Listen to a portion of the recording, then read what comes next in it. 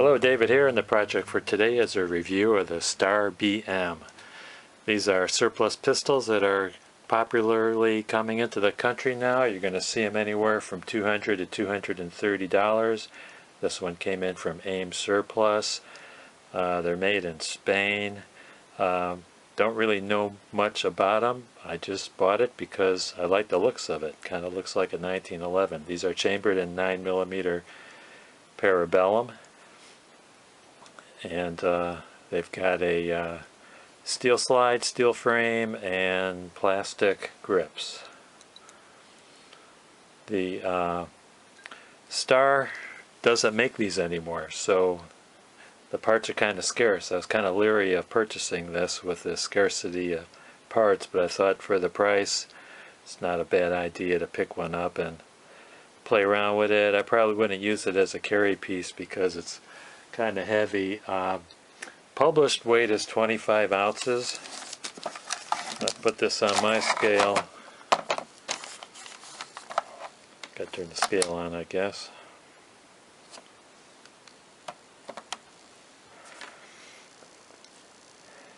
I'm getting about 1 pound 12 ounces with the empty magazine in it. Also, it's 7 1/4 inches long, and it comes with one 8-round magazine. Came in a nice plastic box from the manufacturer with a cleaning rod, and comes with a manual. However, manual's printed in Spanish, so my subscribers that are Spanish speaking, you're not going to have any problem reading that. I did a few things already. It's got a black front sight. I put some Testors model paint on it in yellow so that I could see the sight against a black bullseye. Sight picture's pretty good, pretty large. I think it's easy to acquire. The rear side is a dovetail sight, which I imagine could be changed out.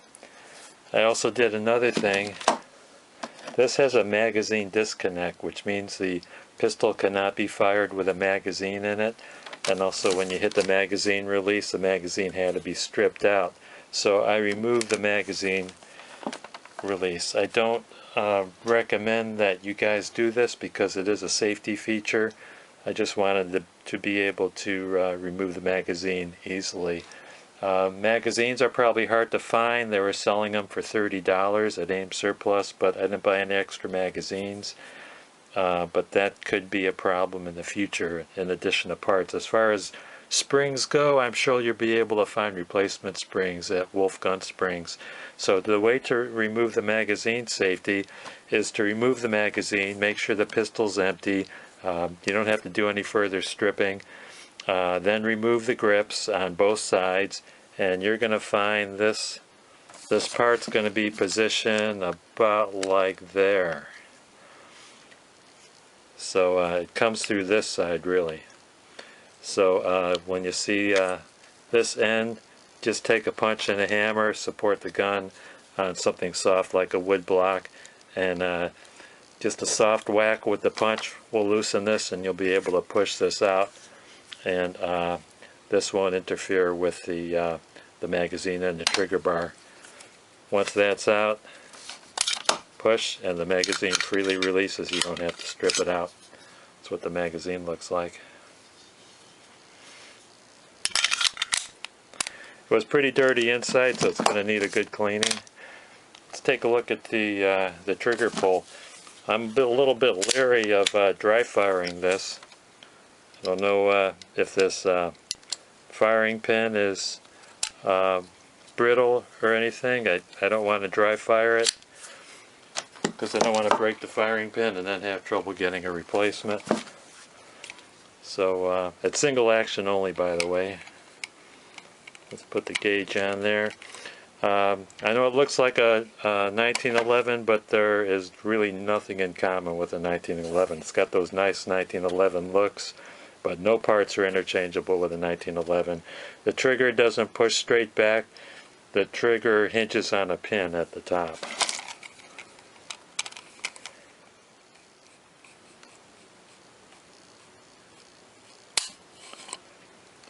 Okay, it's 4.5 pounds.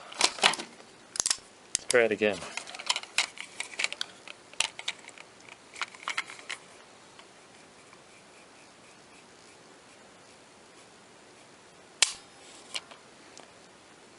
That was a touch over 4 pounds.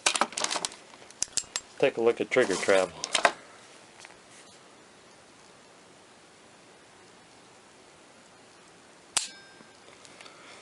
The trigger travel isn't all that long. It's not too creepy. It doesn't stack. It's actually a smooth trigger and a light release. Kind of like that. Let's go through some boring historical facts. The Star Factory produced a total of 217,682 pistols between 1972 and 1992. After serial number 1,560,981, all BM pistols are fitted with a ramped and serrated front sight, which is what we have here. At approximately the same serial number, other shortcuts were used to expedite production. Shorter roll mark, slide legend, coarser polish limited to the side of the slide and frame. Small parts are given a bead blast matte finish. Slide cocking serrations were reduced in number on these later pistols. They were used in motion pictures in Hollywood to approximate the Colt 1911, since they were so similar. I've heard that the safety on this has a ball T-tent, that if you take the safety out you can lose that ball and spring, so be real careful when you take this apart. Don't lose those little parts. Okay, the length of the barrel is 3.77 inches long. It's got a one locking lug and a swinging link. I think the small size of this allows for easy concealed carry. However, more modern pistols will give you a lighter carry weight. So if this is all you got, go ahead and carry it cocked and locked. There's nothing wrong with that. It probably suit you fine. There's just lighter weight alternatives.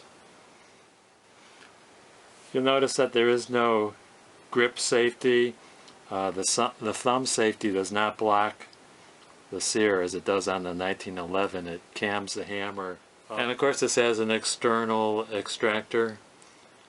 The 1911 uses a retaining plate to contain the firing pin and spring.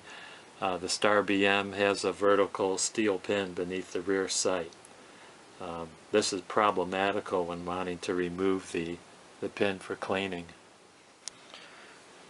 When I took the grips off, I noticed there was a lot of dirt underneath the grips, and there was even a little bit of rust starting to form. So if you get one of these and you don't want to take the grips off, I do recommend taking the grips off and cleaning underneath there. Fortunately, I was able to clean all that rust out, and there was really no pitting or anything building into the surface of the bluing, but it was just sitting on top of the blue, and it just came off pretty easy with some solvent.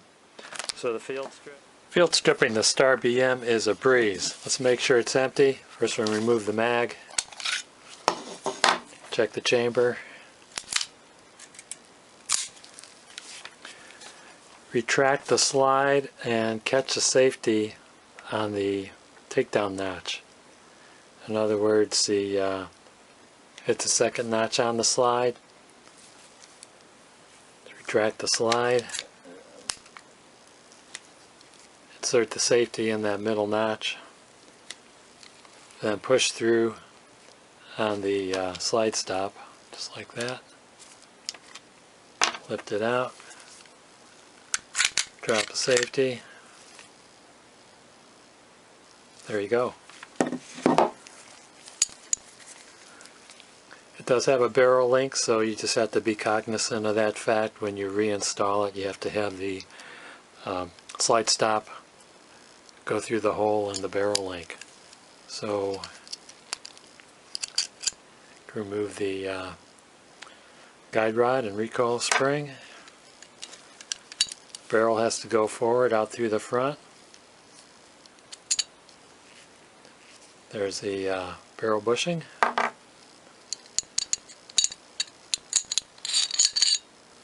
Out comes the barrel. Well, I got this thing field stripped. Take a look at the size of that extractor. It's pretty beefy, huh?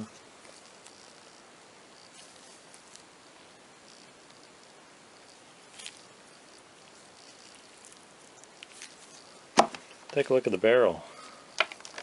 See how much wear we've got here. Okay, at least it doesn't swallow up a bullet. That means the barrel's not worn out. Take a look at the chamber. Notice the barrel is ramped.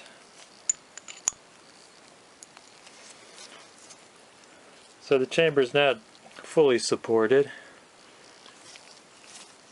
Can you shoot plus P's in there? Yeah, I really don't know.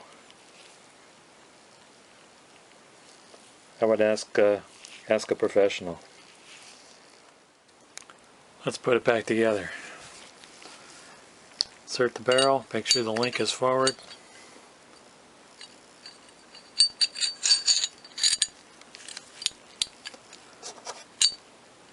Put the bushing in. Lock it in place. Guide rod with the concave part goes towards the barrel. Make sure the link is down out of the way. It's not a tight fit, goes in pretty loose. Okay, can drop the link down so it doesn't get stuck up. Mount it on the frame.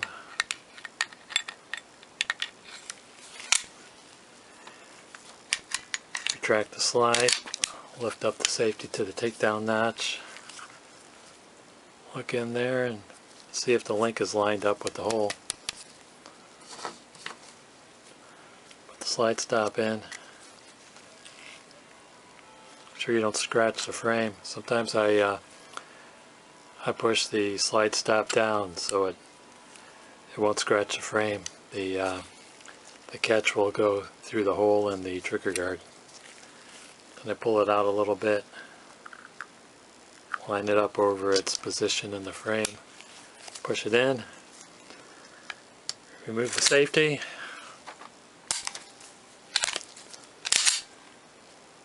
there you go, it's back together again. Delightful pistol to take apart and reassemble. Let's take it out to the bullet trap, see how it functions. Ready, fire in the hole.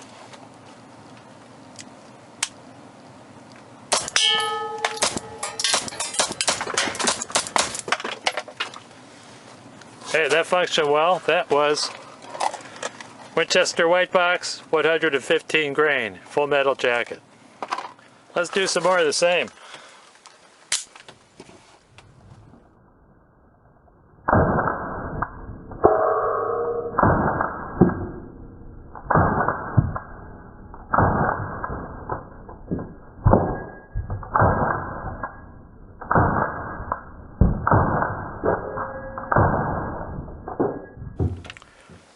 Let's see how she digests some Remington 115 grain hollow points.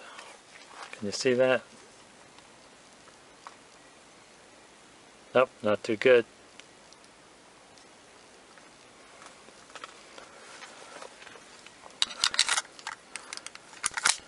This is what the box looks like.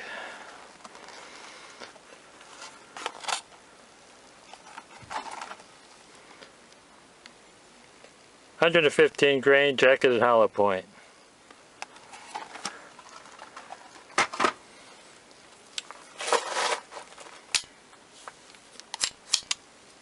Oh, we got a problem.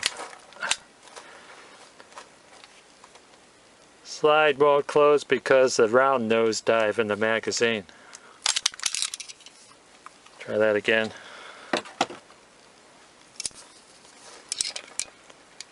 Should have used my Ablula mag loader. Okay.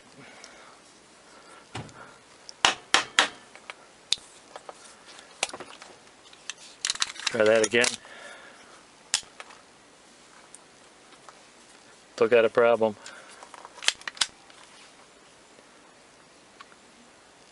The round nose died again.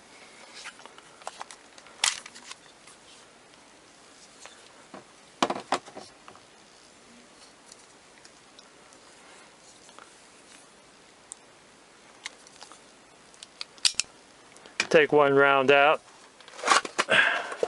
Try it with 7 rounds.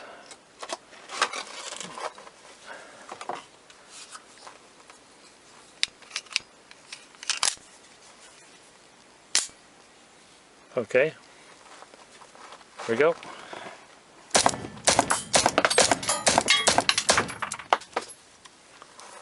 Seven rounds. Yeah, I was concerned about those 8 rounds not going into the magazine on those jacketed hollow points, so I loaded up 8 rounds in the mag with the up lula, and that 8th round was difficult to get in. I had to push it in really hard. Let's see if it'll feed. Well, that's promising. No, I got a nosedive on the 2nd round.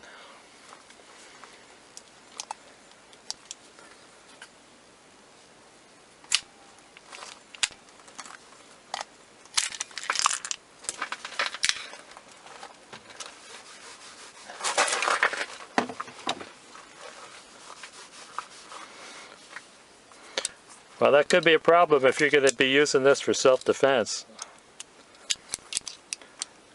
I would run 500 rounds of your favorite self-defense ammo before carrying this. Okay, well, there's 7 in the mag now.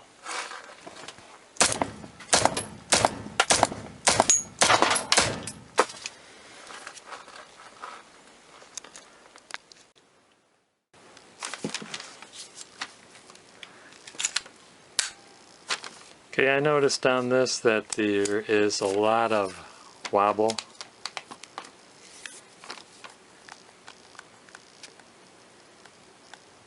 You can't see it.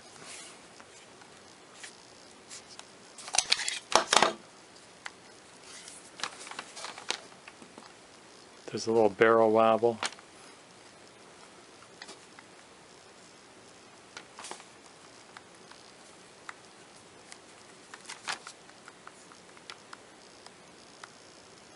How much is it?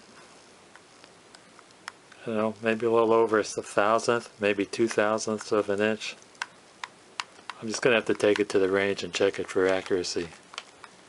Barrel doesn't wobble that much. It feels like it's pretty tight to the slide. It's a slide to frame fit that's a little wobbly.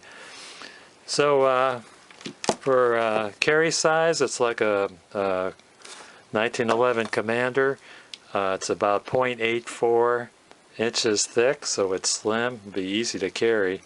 I don't know what to think about the failure to feed on the full magazines. I think that would need further testing. I don't know if it's a magazine problem or the spring in the magazine. I only have one magazine to compare. I understand that these are forged steel parts. That's what I've heard from another reviewer. So this was built before the age of MIM, so it should be pretty good steel. I do like the trigger pull. I like the way it field strips. There's something with the firing pin. These were built with 2 styles of firing pins. There's a full-length firing pin, which I imagine could be a safety issue. Supposedly, if you can push on the back of the firing pin, and if it's exposed through the chamber, that means it's a full-length pin, which might be a safety issue if it was dropped with a round in the chamber and the hammer down. That wouldn't be how you would carry it, because of course you would carry it cocked and locked. And then there's an inertial firing pin that's shorter than full length. Those are supposed to be safer, and if I could find any parts for these, I'm going to grab them if I can. Those parts are hard to get. I'll try to get a couple of more magazines and If I could get an extra firing pin and extractor, that would be nice. One thing I noted about the grips is the grips are fully flat on the underside, so I think it would be easy if you want to make your own grips to just make a pattern from each side grip, and then you only have to worry about molding the outside panel, the outside of each panel.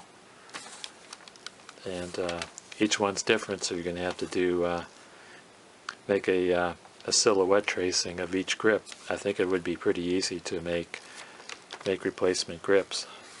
These are pretty worn. They're not that grippy, so I could probably use some replacing. But I'm just going to shoot it as it is. It's going to be a range gun.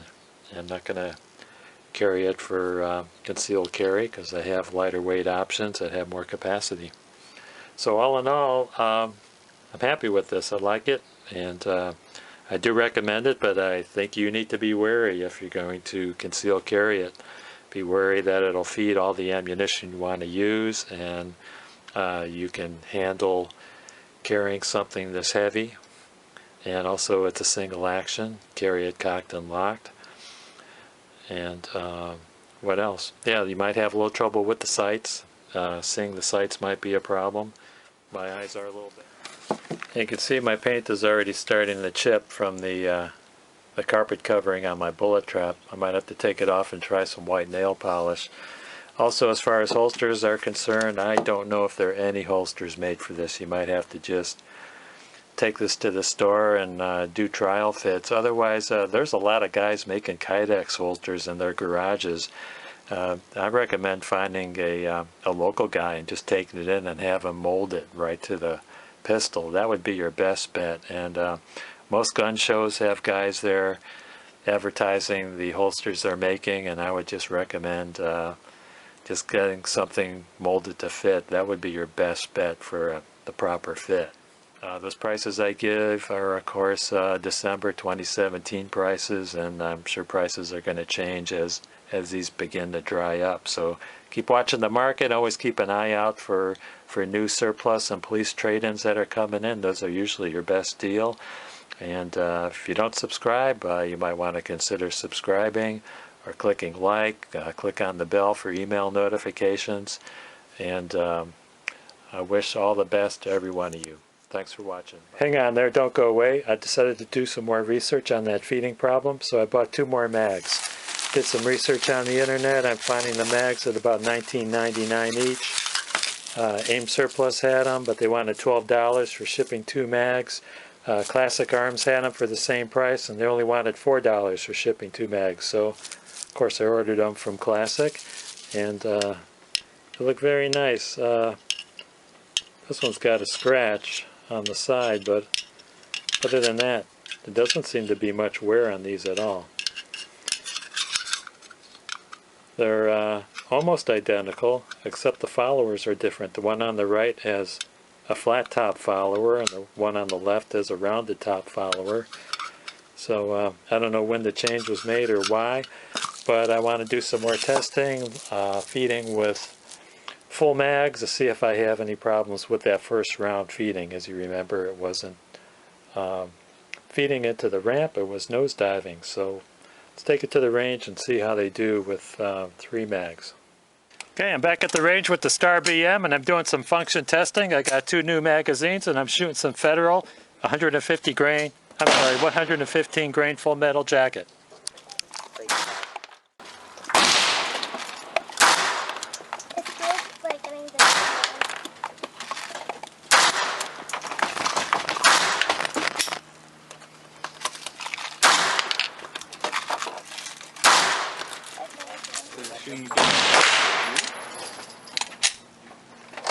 Alright, so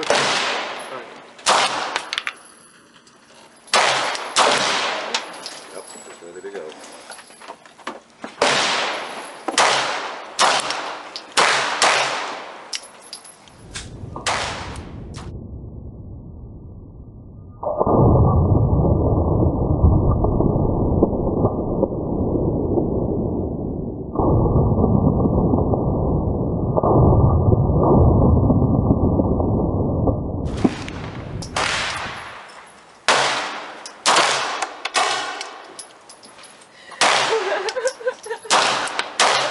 Yeah, not too bad, huh? Actually has a nice single action trigger. Face. And 3 mags, no malfunction so far. I see. Either way, it's mostly just like. Okay. Pass out the Glock? Huh? Yeah. So you know it's... So we should have 10 rounds in the target, right? Yeah. So I just finished shooting.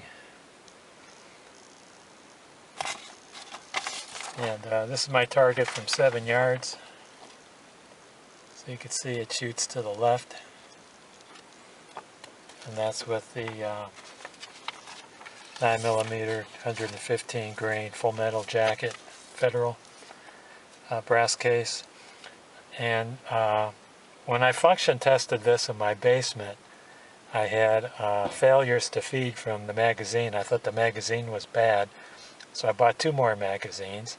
And then my last trip to the range a week ago, it wouldn't even eject any rounds from, it wouldn't extract any rounds from any of the magazines. And I thought, oh boy, I got a serious problem. I took it home.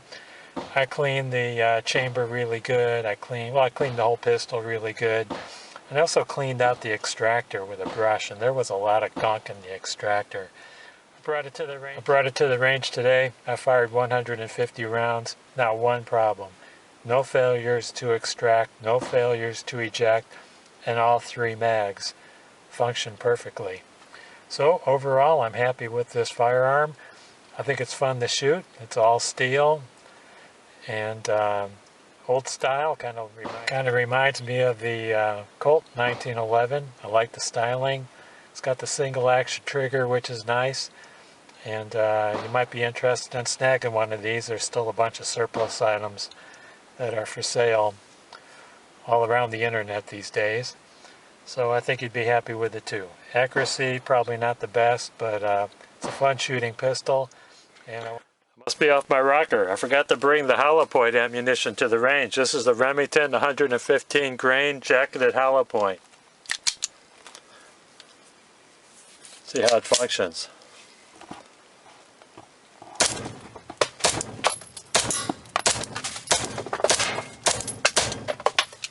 And these are with the 2 new mags.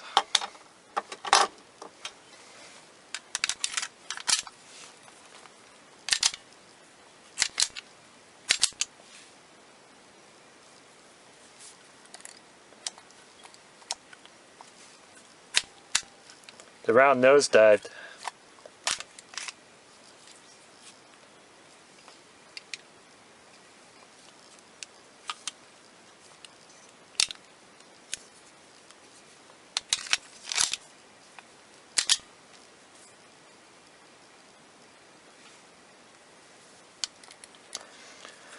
Loaded to full capacity, 8 rounds. This is the other replacement mag.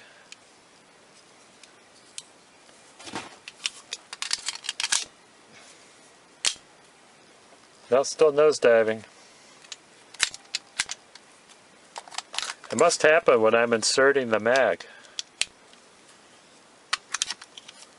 See what happens.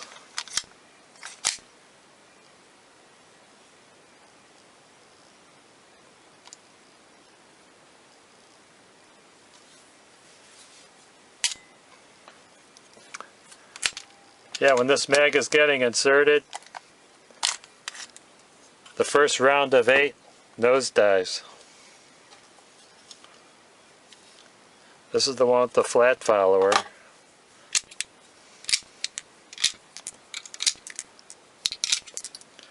And if you remember when I tried hollow point before, if I had 8 rounds, this is the round follower, just like the factory one. I don't know if that makes a difference or not. It shouldn't. Anyway, I suggest you test any hollow point ammunition that you might think of running in these.